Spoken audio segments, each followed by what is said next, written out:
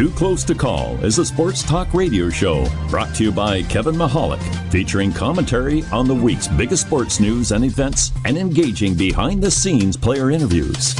While specializing in Philadelphia sports, Too Close to Call will also discuss issues and events happening on a national scale. Too Close to Call airs Tuesday from 1 to 2 p.m.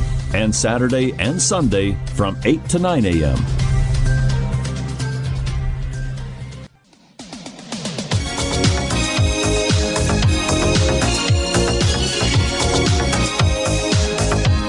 Aloha and hello out there, everybody. We're just going to let Rick Roll play here for a minute or two because listening to this over and over and over again may sound like torture, but I think it's going to be a better use of the next 25 minutes than talking about those Philadelphia Eagles. So just enjoy here for a brief minute.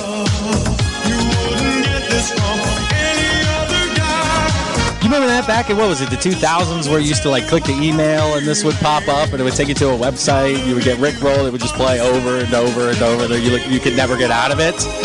Once again, that's how Sunday felt. It felt like you got lost in a screen and all of a sudden everything was just spinning for the worse. The avalanche was coming and it was getting worse and worse out there. So, but thanks for joining me, everybody. It's a little bit past 1 o'clock here on Tuesday, November 26th. This is Too Close to Call Sports, the sports talk radio show here on USALA Media and USALA Radio. I'm your host, as always, Kevin Mahalik. Thanks again for tuning in here for these next, 20 minutes or so. Like I mentioned, we are going to talk Philadelphia Eagles. We are going to talk football. However, we're not going to go all the way down the rabbit hole. I'm not going to make this a negative 20 minutes. I'm not going to make this, bashing Carson Wentz, because that's one thing I am excited about and happy with, that I am in this profession now, and I can actually dive into some of these game films, rewatch some of the information, because for those people who watch just on Sunday from 1 to 4, and myself included in the moment, was extremely unhappy with Carson Wentz and everything that happened on Sunday. It looked like he was missing receivers left and right.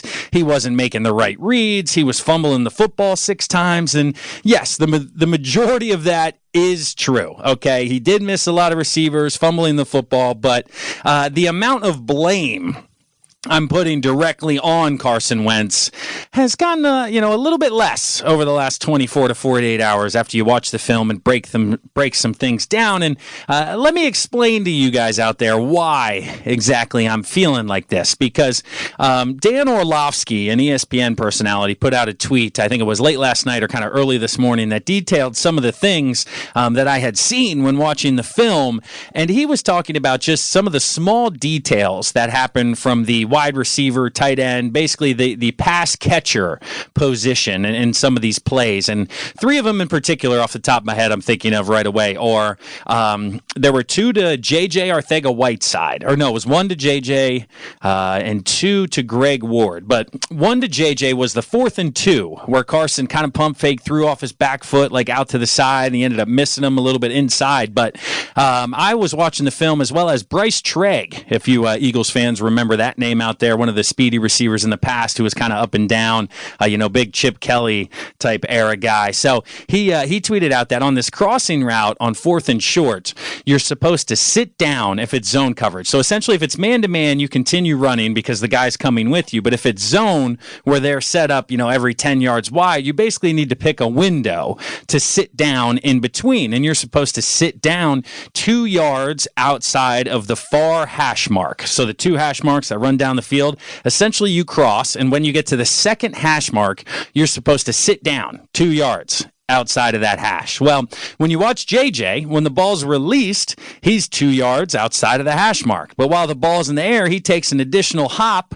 that moves him further outside. And when he moves outside, then all of a sudden the ball is inside to where he dives back and it gets broken up by the guy coming inside, as to where if he was where he originally should be, it would have been right at his chest and his helmet, and he could have bodied up the defender and made the catch. And then there was another route on, I think, 3rd and 5, where basically you're running a comeback route. So you run to 6 yards and you come back to 5 because you need to work back to the football to not allow the defender to come around you. So you get a little bit further depth and then you work back to the down and distance mark. So basically you should have gone to 6, worked to 5. Well, Greg Ward gets to like 7 and works back to like 6.5. And because of this, Wentz's pass looks like it's thrown directly at his feet because Wentz is throwing it to that 5-yard distance. This is where you're supposed to be. Well, you're at 7 instead of 5. All of a sudden, the ball is at your feet instead of your waist. So once again, your average fan goes, oh my God, Wentz was terrible. He threw that right at his feet. Well, no, actually, the receiver ran the route to the wrong distance, the wrong depth. And then the last one, yes, it was JJ for a second time. But he won on a slant route. And when you win on a slant route inside, that means the defender's on your backside behind you. You need to come down parallel with the line of scrimmage. That way the defender can't work underneath you to cut the ball off. Well, JJ starts leaking a little bit, continues to get vertical. All of a sudden, this guy who was parallel with him now is able to sneak underneath him, breaks the ball up. Incomplete pass. Once again, it looks like, oh man, Wentz, what the heck's he doing? Well, if JJ works parallel down right with the first down marker, he probably catches that ball because he's able to get in the way. So it's a combination of everybody. The pass catchers, Carson Wentz, the offensive line. Let's go right into the offensive line. Talk about them and their shortcomings that were first of all, Lane Johnson. He was out with the concussion. We talked about that. I didn't think he'd make it back. This is his second or third in 5 years. So even if you could give yourself a week, man, take some time. Just don't push it for the headaches. It ain't worth it to be, win 1 week in the NFL to have all of that other stuff come behind the scenes and whatnot. So take your time, but.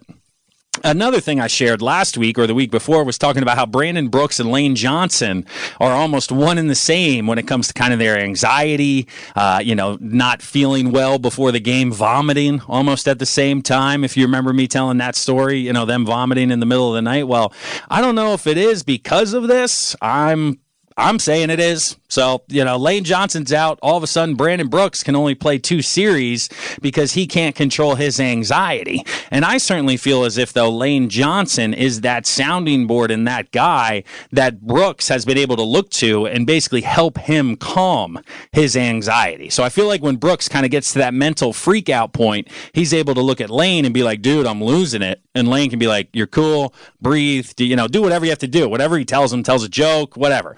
But because he wasn't there, Brandon wasn't able to kind of control that avalanche, that snowball, and just kind of lost the battle to the anxiety attacks in that way. So with them two being a package deal, that's tough because, when they play, they're the best right side of the NFL line in football, like the best right side, the best guard, the best tackle, the best combo. And if you're without both of them, you go almost to the worst right side in football. And we saw that in the first half with Dillard trying to play right tackle. Then they put Big V at guard because those are your top 2 backup linemen, regardless of position. But that clearly didn't work. Dillard on the right side trying to do something he hasn't done ever. I mean, in college, he was a left tackle for years and years and years. He's been training at left tackle, and all of a sudden, we're just going to throw him to the right side and expect he's going to be able to do it when he's been okay at left tackle. Yeah, he's been good. I mean, he hasn't been outstanding. That's why Peters went back in when he got healthy. But I get the thinking there. Obviously, it didn't work. He couldn't plan himself. He couldn't stop anybody. So they moved Big V out there, who has played the position. And then they put Pryor in, who has played guard. And things kind of stabilized in the second half. But Carson Wentz has to know this going in, that, hey, the right side here could be a little bit leaky because Big V ain't the best lineman, and neither is Dillard, and those two are on the same side. So you got to understand this is probably the area where Seattle's going to attack. They're going to overload that side, maybe bring a blitz or two. I got to get rid of the football because I'm not going to have the normal amount of time to go through my progressions and my reads. And, this takes me to my kind of final thought wrap-up here of Seattle as I'm navigating through this, 20-minute rant, so to speak here. But for the Eagles to be the most successful in 2019, so I'm not talking future, I'm not talking past, overall, for the 2019 version of the Philadelphia Eagles to be the most successful, Carson Wentz needs to change his identity as a player. And what I mean by that, and kind of the easiest way I was thinking about breaking this down for you, is each play typically has a good, better, best option offensively. Whether, if you look to the one side, the guy running the go route, if nobody covers him, obviously throw him the ball. That's the best.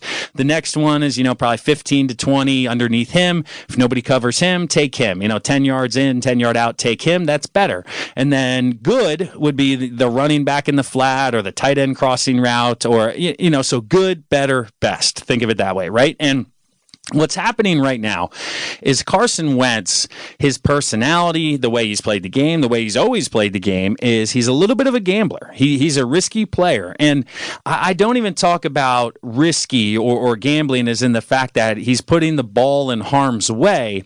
I'm talking about it in a way that he is passing up good right away for the opportunity that better may become available. So stay with me here as I kind of continue to tell you this. But so basically, because I was watching film and he's looking at Miles Sanders or he's looking at Ertz right away and he's not throwing the ball to them even though they're open. And I did some research, talked to some sources, some former college quarterbacks, some current college coaches, and kind of saying, hey, why would they do this? Why would they look at somebody who's open and just not throw them the ball? And basically their explanation was that they're using their eyes to manipulate the defense, hoping that, basically they're not taking that whether he's open or not. They're looking over here to move a defender to hopefully come back behind him on the other side. So, okay, I understand that. But here's kind of my thinking and what I'm getting at with Carson is that if you look at good and you have no intentions of taking it because you want to be a little bit risky, you want to gamble a little bit, that better may become available. Well, better's further down the field, so better takes longer to develop. So you have to hold on to the football longer. And what's happening is the rest of the team and the talent on the roster is not good enough or not talented enough for better to become open more often than not. So yes, if you have Alshon Jeffrey or you have Deshaun Jackson and you have that type of talent, better typically is going to be available. But when you have Jordan Matthews running these routes and Greg Ward, who was on the practice squad, you need to take the good when it's there because what's happening is he's going good. Okay, I don't want that. Let me check better.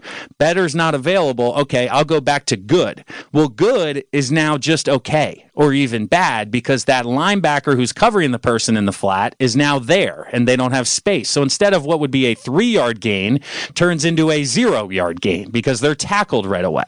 And what he needs to do, and this is why I say change his identity, because he's always been the guy to push the ball downfield, extend the play, try to force it into tight windows. And he's been good at that in the past when talent's been around him. But for this specific version, again, just 2019, I'm not saying next year, I'm not saying for him to have a successful career. I'm saying for the Philadelphia Eagles to win the next 5 football games, I need Carson Wentz to take good whenever it's there. I don't care if best becomes available because it's been becoming available 1 out of 10 times. So I don't need you checking every time. I need you taking good. And if that leads to 3 completions for a total of 9 yards and you punt the football because it's 4th and 1, that's fine. Our defense is playing good enough to do this. We just can't turn the ball over, okay? Because also when you do this, Carson, you start to feel good about yourself. Why is that? Well, you got 3 straight completions, man. You're in a rhythm. You're feeling good. You're finding the open receiver. Oh, guess what? You just threw it to maybe 2, 3 different receivers. Well, all your pass catchers are feeling good now because they touched the ball. They touched the ball early in the game. They're feeling involved. They're in the game plan. Okay, let's roll. Let's do this, right? Oh, and the offensive line as a unit, they start to feel better about themselves because they've just blocked, well, quote unquote. Maybe it wasn't even that well, but it took you a second and a half to get rid of the football so you didn't get sacked. So it's a quote unquote positive play for that group as well. So even if you go 3 and out, you walk off the field, you're feeling good, Carson, because you just completed 3 in a row. Your running backs, tight ends, receivers are feeling good because they're involved in the offense, and the offensive line's going, hey, we did our job. It's not our fault we didn't get the first down. We're good. Let's just keep rolling. So it's the little things that kind of get the momentum going as an offense that this team just hasn't been able to do and certainly wasn't able to do on Sunday. So, Carson, end of the day, I need you to check the ball down right away. I don't need better, okay? I don't even need best. I just good. We need to be good. We need to be good because then you start to feel good. Then you start to get confidence. Then things start rolling. Oh, by the way, all of a sudden then you fake the quick pass and you go downtown because everybody's creeping up because you're getting rid of the ball quickly. It starts to compound on itself. And it's just one of those things where we need to go back to the drawing board, Doug. You need to tell Carson, listen, if that first read's there, I don't care if this second read should be there and it's for more yards. Take number 1. Complete the pass. Feel feel good about yourself. Just get things going in a positive direction, because really that's what you need. And I laugh once again, guys. I told you this. They were going to dump these. They needed to go 2-4 during that 6-game stretch. Worst case scenario. Well, they went 2-4. So that's what I said. Hey, win out, you're still in. You control your own destiny. We talked about how if Dallas loses to New England, even if you lose, if you win out, you're good. You got the tiebreakers, man. That's unbelievable. We've lost to Dallas. We haven't done anything anywhere else, and we have all the tiebreakers. All right, I guess we would have all the tiebreakers. Currently, we do not, because Dallas has played more divisional games, blah, blah, blah. We have 3 of them coming up. But if you win those games, you would have the tiebreaker. So they could win out. They could go 10-6. There's a very slim chance that they could still win it at 9-7, even if Dallas beats them. Dallas would have to lose their next 3, which is possible, not probable, but possible. They got the Bills, the Bears, and somebody else who's not half bad. I can't remember off the top of my head, but they got a chance to lose those games. But either way, the Birds got to start winning, and that starts this weekend down in Miami. Obviously playing the 2-9 Dolphins, but they're not tanking. Everybody's saying they're tanking, they're trying. I don't know. Flores has them playing down there. They're giving quality effort. I know they got beat up by the Browns this past weekend. It's not an effort thing, guys. It's a talent thing. So I don't know if that's good or bad, better or worse if you're a Dolphins fan, but basically you're not going to see people roll over this Sunday watching this football game. The Eagles are going to have to win this game. Now, they should, can, will, would, whatever you want to use, win this game, but just showing up and getting out of bed isn't going to do it. So look for the offense to get a little bit healthier. Lane Johnson seems to be returning. Alshon Jeffrey, Nelson Aguilar potentially on the outside. It's one of those things where just looking at it, they're 2-9, guys. I mean, come on. I think it's 9.5 for the Birds as favorites here. If I'm scrolling, let me check my notes. I think I wrote it down. Was 9.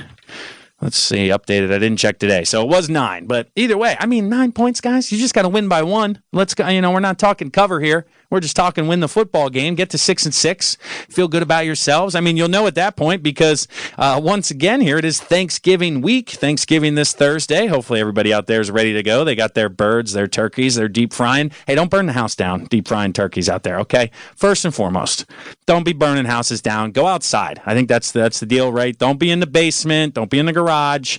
First of all, I don't even do that because I would burn the house down. I don't trust myself. That shit would be all over, just the oil everywhere. So, but they play Turkey Day. Your standard Dallas Cowboys 425. Background noise for dinner, Thanksgiving dinner. They got the Buffalo Bills. And if there's one thing we know, it's nobody circles the wagon like the Buffalo Bills. And I was talking to a buddy who's actually from the Buffalo area saying, hey, we need you this weekend. And he goes, dude, it's time for payback for all those Super Bowls from 93 to 96. And I started laughing. I said, yeah, if you can't get motivated for, a comeback 25 years later, the revenge tour after it happened, that's what we're looking at. But Dallas is a 7-point favorite. I don't know, man. The Bills are 8-3. I know the Eagles went up there, beat them pretty good.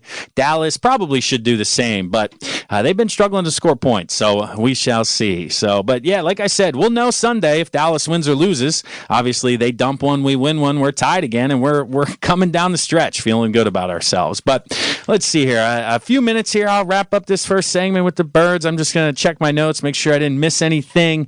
Let's see. Dillard talked about Lane Johnson. Oh, Mr. Epps, the safety. They signed off the practice squad. The reason they cut Andrew Sendejo, I just put a little note here. He played 17 snaps in their dime package, which means they had 6 defensive backs on the field. The only reason I thought that was newsworthy is because Mr. Sidney Jones played 0 snaps. Healthy scratch. Can't get on the field. So my guy who I said cut, that's pretty much what they've done. He's buried. He can't even get on. There's, a guy they signed a week ago is playing 17 and he's not playing any. But Sanders Ajayi, welcome back, Jay Ajayi. He did just fine. Didn't play a ton of snaps. Nothing you can expect there. But really, that's it, guys. That'll wrap up the first segment here for Too Close to Call Sports. We were talking Philadelphia Eagles once again. They got their butts kicked pretty good by Seattle. We saw why Russell Wilson is in indeed one of the MVP favorites, and it could have been worse. They had one drop touchdown, and then, hey, Russell did miss the one guy in the end zone wide open on third down the one time as well. So it certainly could have been a little bit worse, but the defense keeping us in the game. Going to Miami, it's going to be warm. Got to feel good about yourself. All the Birds got to do is stay off South Beach, stay out of the Lit. I think that's the nightclub down there. I've been in Lit. I went down for Ultra a few years ago. Had a good time down there on the main strip. So I could certainly see how you could get in trouble as an NFL player in cities like that. But that wraps it up. NFL Talk. The Birds at 5-6. Hopefully they'll be bouncing back here as we move into December through the holidays. But for right now, we're going to take a brief pause for a word from one of our sponsors. You got to pay the bills, guys. That's half the battle out here. But hang with us for just a moment. We'll be back on the other side, talking some national headlines, running through some things, and some more quality convo. Appreciate you listening. We'll talk to you soon.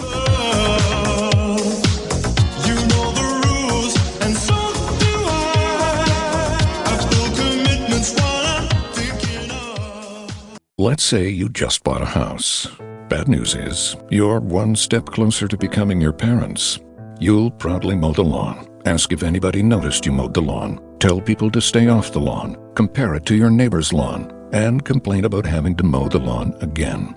Good news is, it's easy to bundle home and auto through Progressive and save on your car insurance, which, of course, will go right into the lawn. Progressive Casualty Insurance Company, affiliates, and other insurers. Discount not available in all states or situations.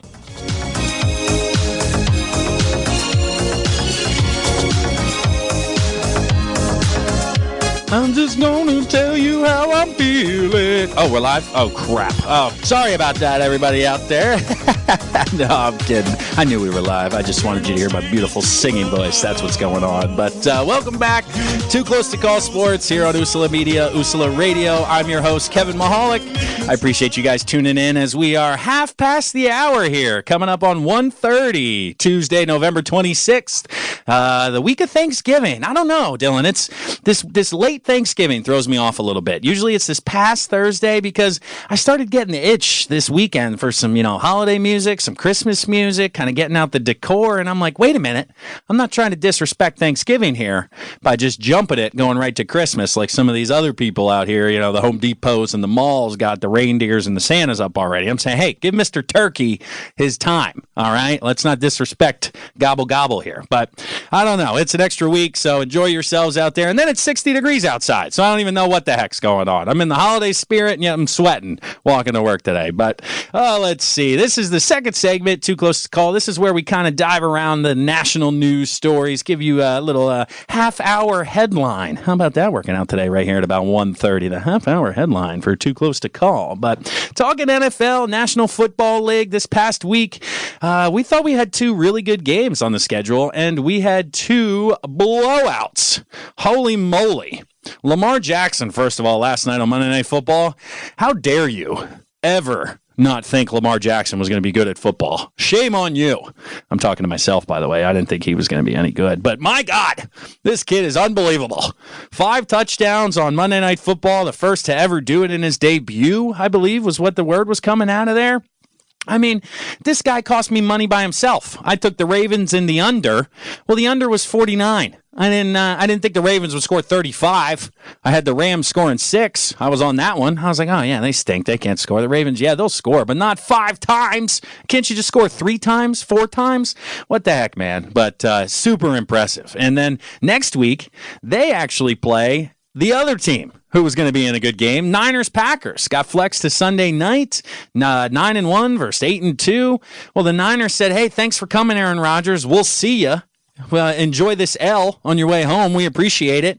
37-8. Super impressive for the Niners, man. It's wild. I didn't see that one coming, 10-1. But like I said, Ravens-Niners tee it off in what could be a Super Bowl preview. Wasn't that the Super Bowl years ago, the Harbaugh brothers? Man, it's crazy how the NFL is just a cyclical world. Like just up, down, up, down. You're good, you rebuild, you're good. Well, hey, Baltimore's back, San Fran's back. Make a couple quality decisions at the quarterback position, get some quality defenses that just tear apart, and voila, you're good at football. It's not hard. It's not a hard equation. Get a good quarterback, good defense, put some talent around them.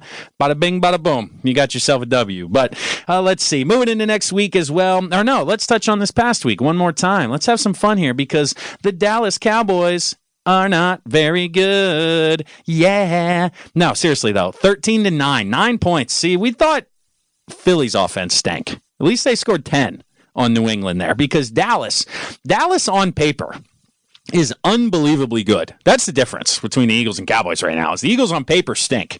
Dallas on paper is loaded. I mean, they got a quarterback who's good. Well, we can argue how good, but he's a good quarterback. They got the top-paid running back in Elliott. They got a top-paid receiver in Cooper. They got a top-paid left tackle. They got a top-paid center. They got a top-paid linebacker, a top-paid D tackle. These guys are all studs. And if you got the horses, that leaves one dude. That's the coach. Apparently, he ain't coaching. He ain't doing what he's supposed to be doing, not putting him in the right position because this roster on paper screams Super Bowl contender. So Jerry Jones coming out saying, I should not be this frustrated with this roster. I don't know what's going on down there. I do, Jerry. Your coach blows. It's not hard to figure out, man. I know you can't come out and say that, but I'll do it for you. Jason Garrett, he stinks. Oh, get rid of him. But at the same time, maybe he can come to Philly and be the OC next year because Mike Groh's just as bad. I don't know. Just a little tidbit there. That's the disclaimer. Just like, all the medicine at the end. Disclaimer is that you could have diarrhea. So let's see. Moving around. Thanksgiving football. We talked about Dallas. A couple other games there. Nothing that really matters to us. A few other good games coming up Sunday. Patriots, Texans. That's a nice little AFC preview there for the Texans and the Pats. They got some good mojo coming that way. And then the Vikings, Seahawks. Now, the reason this matters, Eagles fans, is because if the Eagles do what I said they were going to do and what we all think they're going to do and win the NFC East, 9-7, 10-6, probably put you at the 4 spot. The way these other divisions are, kind of cruising out, you're going to be the 4 spot, which means you play the 5. That is your first wild card team. Your 2 wild card teams right now: Seattle Seahawks, Minnesota Vikings. We lost to both of them. So what? The question is, which one do we want to play? Because Monday Night Football, Vikings versus Seahawks, and they have a 1-game difference. So the winner will obviously be either tied or 1 game up on the other, but we'll have the tiebreaker. So certainly could come down to both of these teams finishing 11-5 or 12-4, depending on which one wins it. But Seattle at 9-2, Minnesota at 8-3. Honestly, I think I'm going to root for the Vikings just because it's as elementary as you want to play the worst quarterback when it comes playoff time. If you get a 1-game playoff, I don't want to see Russell Wilson. I don't care how bad the rest of the team is. Give me Kirk Cousins in Philly. If he lights it up here like he did, a few weeks back in Minnesota, so be it. I'll shake his hand, but I don't think he's got it in him. So go Vikings. Bring them back to town. Let's have ourselves some fun. Let's just make it into the dance. But cruising around here, NCAA football, it is officially rivalry week. The last regular season in college football. That's wild how that happens already. I've been talking to you guys since, August? 2-3 months now? Whew, it goes by quick, man. Are you kidding me? But a couple of the big games this weekend. There's about 4 of them on the schedule, 3 to 4. I mean, you have your typical rivalry. So they're fantastic all over. Your Oregon States, the Civil War. You got the Egg Bowl Thursday night, Mississippi State. You got all these other names kind of going here. But the biggest game, or one of the 2 biggest games, but the biggest game to me is at noon. We got Michigan, Ohio State. Ohio State comes in after beating Penn State last week. They did not cover the 18.5. We talked about that insane number, 18.5. Well, you know what? I decided to put my money where my mouth is. I got my money on my mind and my mind on my money. And I won money last weekend because Penn State covered. Oh, yeah. Ohio State turned the ball over 3 straight times, basically gift-wrapped Penn State 17 points and gift-wrapped me about $40. So thank you, Buckeyes. But the reason I say that this weekend, it's only 8 with Michigan. I don't know. 18-8. I get there on the road. Michigan's lower ranked than Penn State was. So, oh, God, I'm thinking you take Ohio State in 8 because last year was supposed to be the year Michigan was going to beat them, and they lost, 62-24 or something like that? They couldn't cover anybody. So Michigan's been looking forward to this Saturday for 360 days or whatever the heck it's been now exactly, 5 days till Saturday, whatever that math is. But, oh, boy, I don't know. I don't think they do it.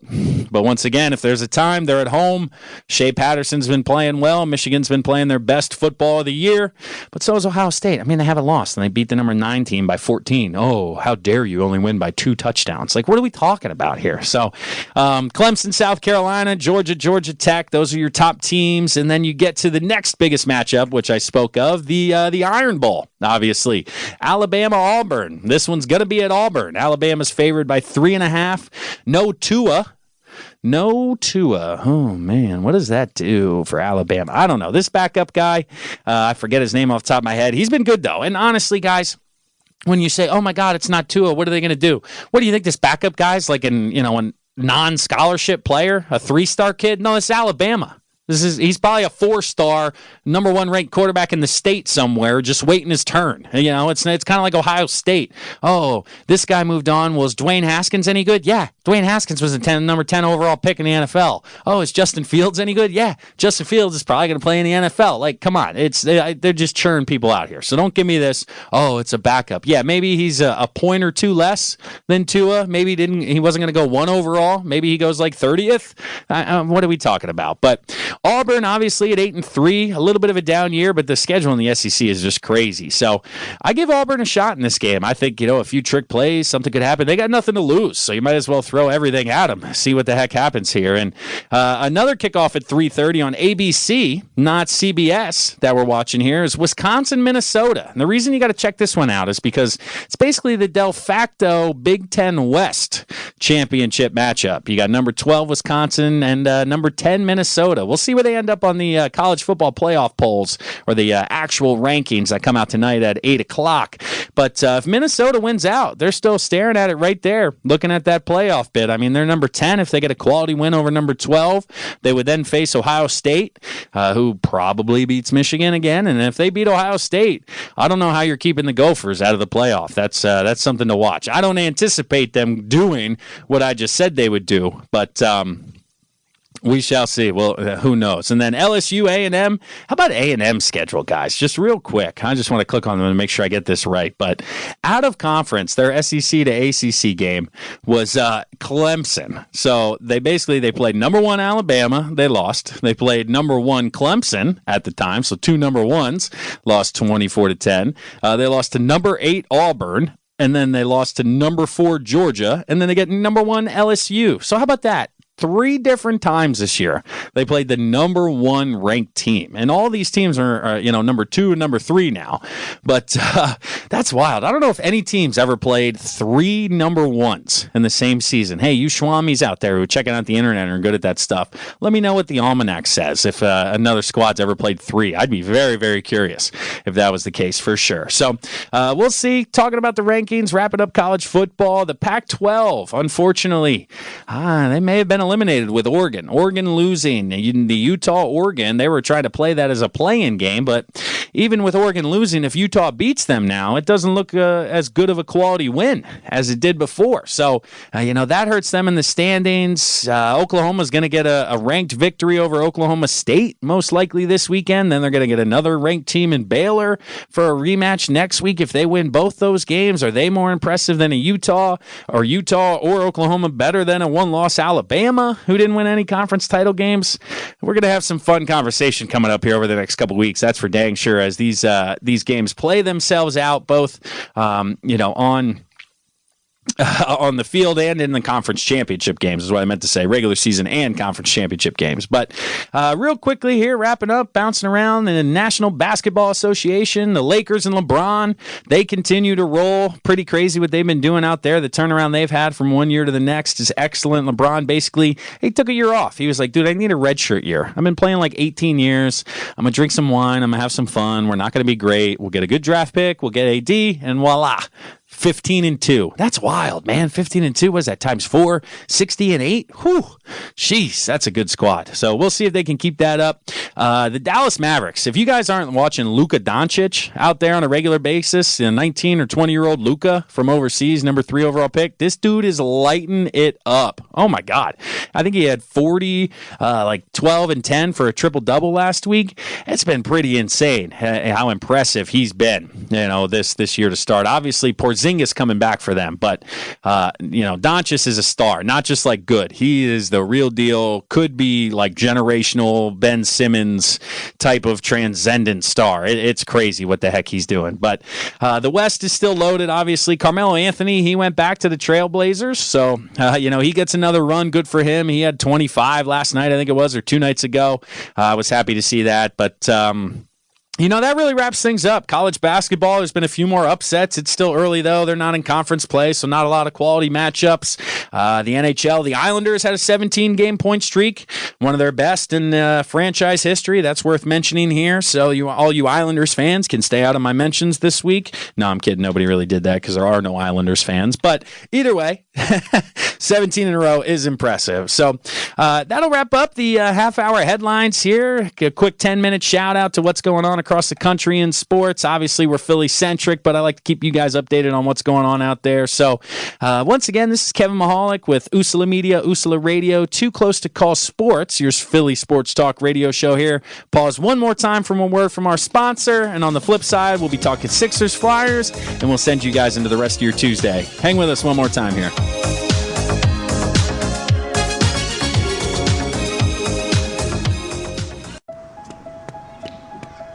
I thought running another half marathon was impossible. Roughhousing with my grandkids? Impossible. But now I'm gonna dance with my daughter at her wedding. I'm going to plant my biggest garden yet. Do the impossible, only with Penn Orthopedics. Only Penn Orthopedics has the reputation, the ingenuity, the expertise, and the ability to offer the region's widest array of treatments in every orthopedic specialty to create the ideal plan for your orthopedic condition with both surgical and non-surgical options and breakthrough treatments fueled by our own world-renowned research. I'm doing things that once seemed impossible. That's life, made possible by Penn Orthopedics. Another reason why your life is worth Penn Medicine. Learn more at pennmedicine.org/ortho.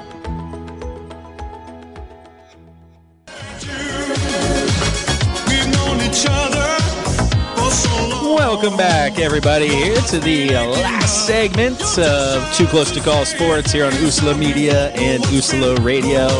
It is about 1:45, Tuesday, November 26th. Thanks again for joining in. And do me a favor out there, everybody, if you're listening right now.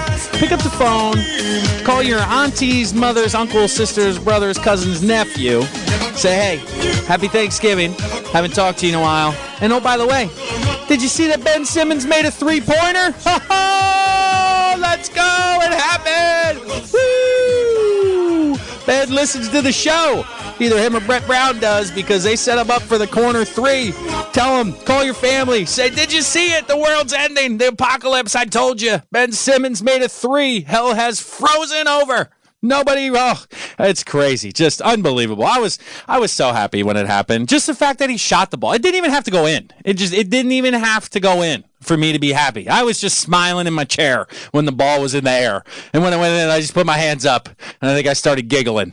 Turned me into a 10-year-old boy watching Ben Simmons actually attempt a three-pointer. That's what's going on here in Philly sports. I'm literally trying to get my players to develop and become better basketball players. And when they actually do it, I feel like that parent watching their child, on television. Oh my God, honey, did you see it? Ben actually shot a three and it went in. All that practice and all that times I've been yelling at him. It actually worked. It's just, it was excellent. It was excellent. I'm so happy for him. And I mean, dude, if you're a human, do it again. How cool was that reaction? People love you. People are going nuts, dude. You ruled the internet. You were the meme queen, king, whatever you identify as. I don't know. I don't want to disrespect anybody anymore. But it's just, man, just shoot the ball. Like, if I'm that guy going, dude, that was awesome. They all went nuts. I'm doing that again. Like, why wouldn't you? That's got to be a good feeling. So, Ben, you shot it. You made it. Congratulations. That zero is out of the column. But keep doing it, man. Just keep going for it. So, they beat the Knicks. That game happened on Wednesday. That was the did Ben Simmons make a three? Yeah, he did. He did. Against the Knicks. They win 109-104. Mike Scott actually was the guy of the game there in the fourth quarter. I wrote down him and James Ennis. Is it James Ennis? Yeah, it was Ennis. James Ennis. They went 6 of 9 combined from three-point land. They were really the only shooters that day that hung it on them. So Mike Scott, good for you, man. The Beehive, the Scott Hive or whatever it is. If you got the emoji tattoos and all that stuff, if you've seen them, it's hilarious. I don't know. I wouldn't do it, but if you want to get emojis tattooed on you, you do you, okay? You do you. So, Sixers, then they coast against the Spurs. They got a game Friday. They win 115-104. Greg Popovich. Dude, I love Greg Popovich. I love him when he comes to town. I don't know if I'd like him as my coach anymore because the guy's a little bit of an a-hole. But when he's talking about Brett Round and they ask him about Brett, hey, he's on the hot seat. People aren't happy around here. And he just looks at him and he's like, fans have no idea what they're talking about. They're so stupid. I'm just like, oh, yes, this guy. That's what happens when you make the playoffs 21 straight years. You can say whatever you want, but he's obviously a big Brett Brown guy. That's the coaching tree he came from. He was with Pop for 10, 15 years, so he certainly knows, and he's high on him. And obviously, you got to respect Pop, USA basketball, Spurs, yada, yada, yada. Knows what he's talking about. But tough year for the Spurs this year, I will say that. The Sixers loss was 8 in a row for him. That's the first time that's happened in his tenure. So imagine that, 20 years, never losing 8 in a row. I think what the heck was the Sixers, 27 straight, 29 straight, or whatever it was? They won 10 games that one year, and they lost 30 in a row. Pop lost 8 in a row for the first time in 20 years, so life must be so difficult for you, Greg. Oh, how do you cope with such negativity? I don't know how you do it. Just unbelievable down there. But I wrote down once again here, Ennis shooting the ball well once again. He's turning it up off the bench, and they need that because it was Harris, Korkmaz, and Ennis this time went 10 of 6. Oh, 10 of 6. That'd be really good if you could go 10 of 6 from downtown. They should figure out how to work that one. But 10 of 16 from deep, so obviously shooting almost 2 out of 3, 60%. That'll win you some ball games right there. But Al Horford, he had a strong showing. Embiid got a little bit of foul trouble. Horford stepped up for him, kind of took over things there. They crushed the Heat. Jimmy Butler came to town.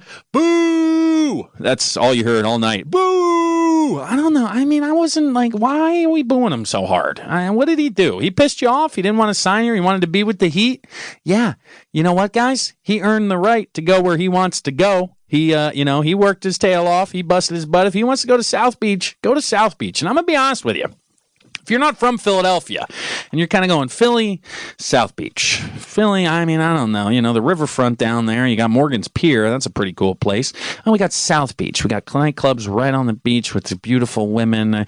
Or we got Camden. That's where the practice facility is. I do enjoy Camden, or I could just go to the Clevelander. Right? I mean, what are we talking about? There's really no comparison. If you're just a guy from, random, I mean, I don't know where Jimmy's from. He went to Marquette. I think he's a Chicago kid, but that's probably Dwayne Wade I'm thinking of. But either way, not being a Philly kid, I get it, dude. It's cool. Yeah, he doesn't want to win a title. He doesn't want to do this. Yeah, but, he's a human being. I feel like he just doesn't want to walk out here in the snow and he'd rather go play dominoes on South Beach. Like, dude, really? You're going to kill the guy? But you boo him. It's Philly. It's what we do. You don't want to be here. We don't want you here. F you. Ho, ho, ho. It's fun. But, boo him. Do your thing. You paid money. I don't care. I'm not saying you can't boo. I'm just saying every time he touched the ball, to me, was a little bit much. I certainly would have booed in the intros and the whatnot, but the guy did play hard for us. It's not like he dogged it and quit on us or whatever. He was our best player in the playoffs.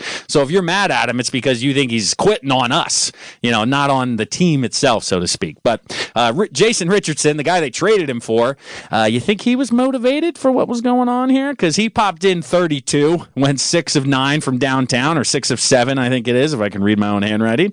Embiid had a strong game, but Butler, obviously the boos got to him. He had like 11 points. He shot like crap. It was beautiful to see. He didn't even play the fourth quarter. But last night, the Sixers, man, you want to get excited. They had won 3 in a row, all at home. Hey, we're 7-0 at home. We still can't win on the road. We talked about that last week. We're 7-0 now, 4-6 on the road. WTF, Brett?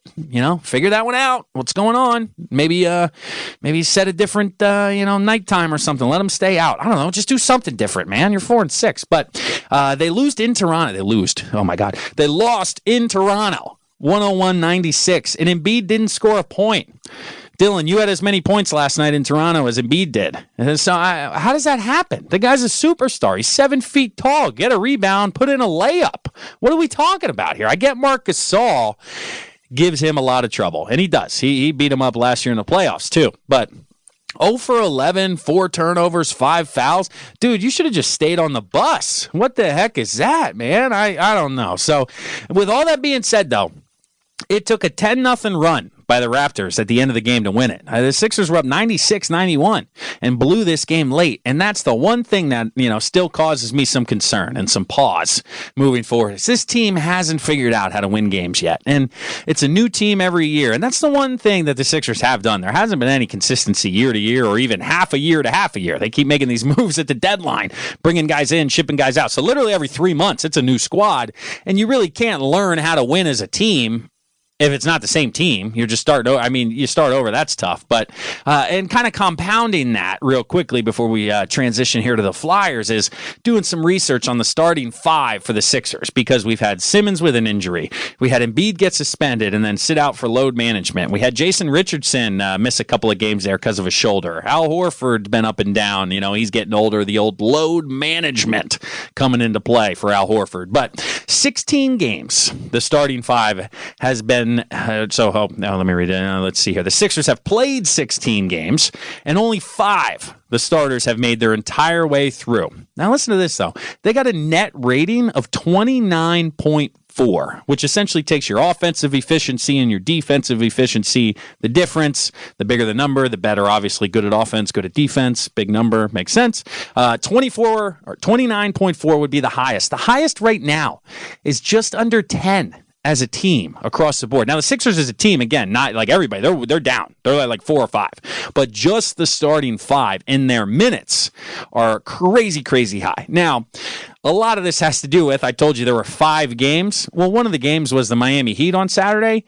They outscored the Miami starters 90-33 in that game. So plus 56 will do a lot to increase the net rating. So a little bit of an outlier there, but still, they're number 1 in defensive rating. We'll say that. So wherever the offense is, the defense is number 1. So it's certainly going to be positive. So with that said, when the starters play, they're very good. They just haven't played, which means they don't have the rhythm. They don't have everything. They need to play more. And I'll give it till after the new year until I start harping and complaining on Brett to do that more. But 4 games this week for the Sixers. They don't pause at all for the holiday. Wednesday, Friday, Saturday, Monday. Kings, Knicks, Pacers, Jazz. Got to be a 3-1 week, just like last week, although that was a little bit of a disappointment, obviously, how they lost in Toronto. Overall, though, strong week. I guess just keep winning at home. Sooner or later, you got to figure it out on the road, though. But similar with the Flyers. We'll wrap up the last 5 minutes or so here talking Flyers real quick this past week. They went 1-3, so a little bit of the opposite here. They lost to the Panthers last Tuesday. We talked about Morgan Frost getting called up. Well, he scored in his first game, and it was a beauty. He would deke the guy in front, backhand, rooftop, bar down. It was fantastic. Oh, man, just the hand-eye, the skills there, the dangles. Whoo, he's going to be fun to watch. But on the flip side, Carter Hart, he gets pulled again. This kid gets pulled once a week. It's common theme now. Like, he's either going to play well or you're going to pull him. There's no in between. I don't understand. It's a little bit frustrating, but he'll figure it out. So the Sixers had lost 4 in a row after that. Obviously, Brian Elliott went the next game against the Hurricanes, where they bounced back and they won 5-3. Frost had another goal, so he had 2 goals in 2 games. There was a stat or a post I put out there. He's number 1 in NHL history in goals per game average at 1, because even Wayne Gretzky and Claude Lemieux are like 0.8 or 0.9 or something like that, which is insane over hundreds of games. But still, Giroux, TK, and Frost, that line was fantastic. It was a great comeback win because the Fly Guys were down 2-0 in the first. I thought they were going to fold. They had lost 4 in a row. They're down 2-0. Now this goalie stinks. We just pulled our goalie last week. What the heck are we going to do? Well, they figured it out, man. They turned it on. So big ups to Coach AV. Big ups to Giroux, TK, Couturier, keeping the crew going, keeping them marching forward here, because that was a quality comeback against a team that they really needed to win against, Carolina, who's currently 3rd in the Metro. So no slouch there. No slouch at all. But the next game, the Flyers do the opposite. They get a nice lead, a late lead. They're up 2-1 in the Flames. Late in the third, all of a sudden, they pull the goalie. They purposely shoot it wide, bounces right to the guy. Boom, slam dunk, tie it up. The Flyers lose in a shootout. 3-2 to the Flames. 5th loss in 6 games. Voracek, Hayes, they scored. Carter Hart bounced back, like I said. Even that last goal really wasn't his fault. It was just a bounce off the boards that went their way. If it kicks another direction, he's good and he's getting the win. But Last night, bounced back, beat the Canucks 2-1. Couturier, Voracek scores again. Voracek finally turning things on here. He had a nice quote. He has to get back to the blank attitude. The first word starts with an F. The next one is Y-O-U, attitude, because he's been lacking confidence. And that's what he literally said that to the guy. I was like, oh, snap, Jake. What's good, dude? Tell him how you feel. But I'm down with it, man, because I'm sick of your crap. Playing soft. Get in there. Like, you don't stink, man. Stop playing like it. Like, somebody needs to get up your bum here, light a fire, get you going here. So I think it's finally happened for him. But Carter Hart strong once again. The only other thing to mention here is Shane Gostisbehere. Healthy scratch the last 2 games, and they paid him a decent contract. It's not super high. It's something you can move, but he's been good in the past, and this year, not so much, man. Not so much. He hasn't scored a goal in a month. I wrote here October 26th. Ooh, and he's -5 on the year. So you can certainly see why Coach put him in the press box, to watch the game from above, to kind of slow things down. Maybe you can find your way there, but that's a guy they're going to need if they're really going to take that next step and not just, hey, we're going to make the playoffs, but ultimately compete and move in the playoffs. You're going to need people of that skill set who can move the puck, score offensively, make people miss from the defensive position. You're going to need all of the above with Shane Gostisbehere, because Robert Hagg isn't going to do it in the postseason against these teams who are going to be flying by. And the speed alone, Ghost can actually stay with these guys. These other guys can't. But JVR, he's getting less and less ice time. I just made a little note there because that was the first time, hey, he's getting a lot of money. He's not scoring. They're sending him down. Frost has been fantastic. Farabee, the kids are here. The kids are good, and they're not going anywhere. So I'm excited about that. But Flyers got points in 10 out of 12 in the month of November. They got 1 or 2 more coming up here, so we're not done. But that's a fantastic month, really, when you look at it. Now they're 6-2-4, so they got 4 shootout and or overtime losses. But points nonetheless. That's a stupid rule, but since we're coming up on the hour, I don't have time to get into how I'm going to fix the NHL and the rules. I got into that on the podcast on the side. You guys should check it out. It's pretty good. But the last 2 years, the Flyers were in last place in the division when it became Turkey Day, when we all gathered around to gobble. And now they're in 4th. So not last in the playoffs. Yeah, I can't complain with that. We're in the playoffs come Thanksgiving, not last place going, what the heck are we going to do? Who we trade and fire the coach, fire the GM, all of the above. We're actually talking about what we can do on the ice to improve as a hockey club. So that's a nice conversation to finally have. But 3 games for them between now and next Tuesday. We got Wednesday at Columbus, Friday versus Detroit, Saturday at Montreal, a back-to-back there, Friday, Saturday.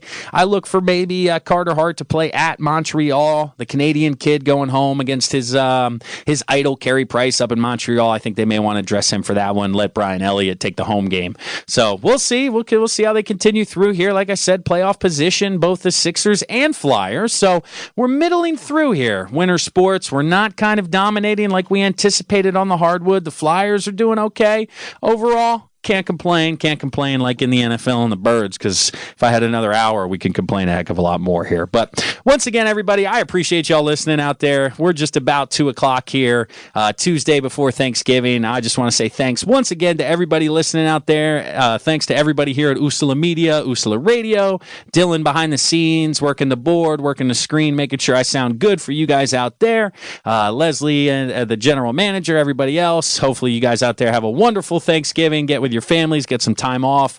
Don't work too hard on Wednesday or Friday if you have to or you must. But in the meantime, do me a favor, do us a favor, head to all the social media, give us a follow, give us a like, subscribe, all of the above. That way you can get all the content you guys want, and we can continue to keep you entertained here at USALA Media. But that's it for my time today here, 2 o'clock now. This is Too Close to Call, Too Close to Call Sports Talk Radio, USALA Media.